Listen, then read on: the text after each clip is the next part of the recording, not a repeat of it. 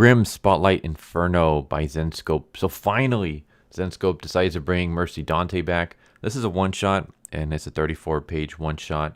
Zenescope does a lot of these. But it's about time that we have one for Mercy Dante. She's one of my favorite characters. To do a very quick recap of who she is, Mercy Dante is an assassin she was killing when she turned 16. Eventually, her soul ends up in the hands of Lucifer, who is a woman in this universe. And she works as Lucifer's bounty hunter. And so she goes around and takes missions for Lucifer, who is not necessarily all that evil in this universe. Like, she's not good because she's Lucifer, but she's not like totally evil. So there's a little brief thing here. Mercy Dante is back. From the depths of the Inferno rides the demon hunting ex-gun for hire assassin with a conscience on a mission for the devil.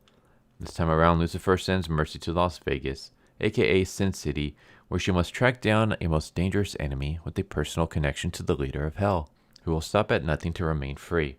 So yeah, we start off with this guy showing up at this hotel. He has no idea how he got here, and eventually he hears like this rustling from his closet, and this demon comes out and attacks him. And then that's where we cut to Mercy Dante.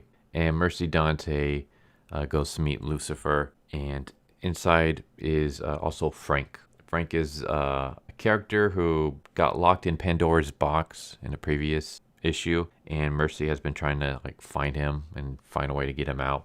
Somehow Lucifer was able to pull some strings and get him out. But she takes a ride with Lucifer, who basically explains what her mission is going to be. And her mission is that her and Frank are going to Las Vegas. There's this woman who is claiming to be a psychic, like a motivational psychic. Her name is Nora, and Nora is actually a soul taker. What she does is she uses the guise of a psychic to get people to unknowingly sell their soul to her, and then she kills those people off and takes their souls. They show up to Las Vegas. They're in the crowd. Eventually, Nora takes notice of them, tells them to meet her backstage, and she is able to read them. Like, she knows their names. She knows that there's something wrong with them, like in the sense that they, like Frank uses jokes to hide his pain and stuff. And Mercy Dante has a lot of like problems, like her aura is kind of like detached and stuff. And yeah, I mean, Mercy Dante does not have a very good past. So, but eventually she believes that Frank and Mercy are reporters, so she tells them to like leave. And so with that plan kind of destroyed, they decide to instead follow Nora and see where she's going.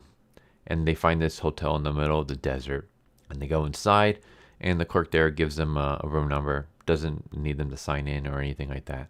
So they show up, and then once again they hear noises from the closet.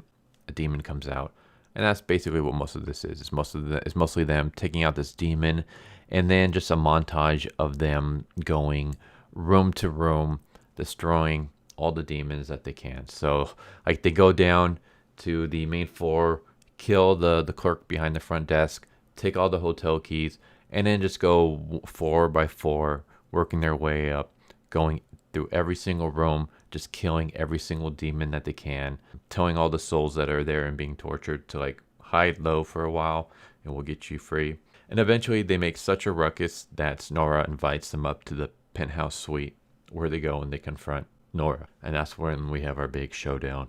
And I'm actually just going to stop it here because I don't want to spoil everything. I will say I enjoyed it. It's kind of a shame that I waited so long for another Mercy Dante, and it's just a one-shot. It's not even like a mini series. Artwork is fine. Like, I'm actually glad that they made Mercy Dante less ugly in this one, because she's had like a cameo in a couple other series, and they just like completely like uglified Mercy Dante. And she wasn't supposed to, like, she's not supposed to look ugly. She's supposed to be kind of cute with like a pixie cut. But other series have like drawn her almost kind of mannish, which is a shame.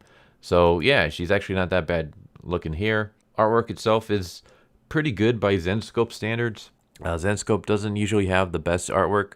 The artwork is usually like okay. Like, you usually get stuff like this, or you get stuff that feels very static, is the best way to explain it. It feels like they're basically just taking a bunch of pinups and then just kind of moving them into action poses, but there's no feeling of motion or energy behind any of the movement. Like, it doesn't feel like there's any movement. It just feels like static, almost pinups, and it just looks weird. But this one actually looks pretty well drawn. Their expressions don't look off. Like that's another problem with Zenescope. Sometimes some of the artwork, it's just the emotional expressions on the character's face. It's just like look really weird, and it's like this uncanny valley kind of thing. It makes me wonder if they just grabbed like a photo and they just kind of traced it, but it doesn't really work when you do that sometimes. So yeah, I guess what I'm trying to get is artwork's not that bad. Story for a one shot is it's decent. Like it's not any award winning thing. It's basically, the best way I can describe this would be it's a popcorn flick in comic book form. So you know your basically your popcorn movies, like they're just good for like entertaining you for a couple hours and then that's it. Like they're not going to have any deep meaning or like make any long lasting impressions on your life or anything like that. That's basically what this is, only shorter. Obviously it doesn't take you an hour to read this. It's basically just kind of dumb entertainment for 10-15 minutes, however long it takes you to read 34 pages. But I liked it. Like I like this kind of stuff. So yeah, I'm glad to see her back. Hopefully we get to see more of her.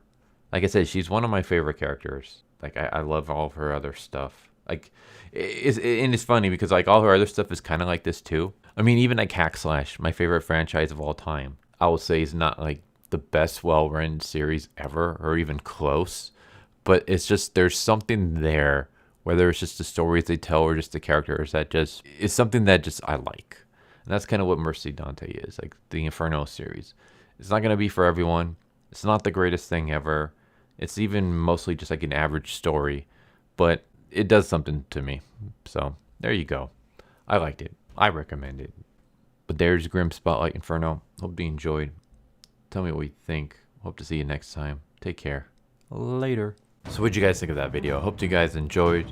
If you guys haven't already, please subscribe, hit that bell for a notification, leave a like if you enjoyed the video.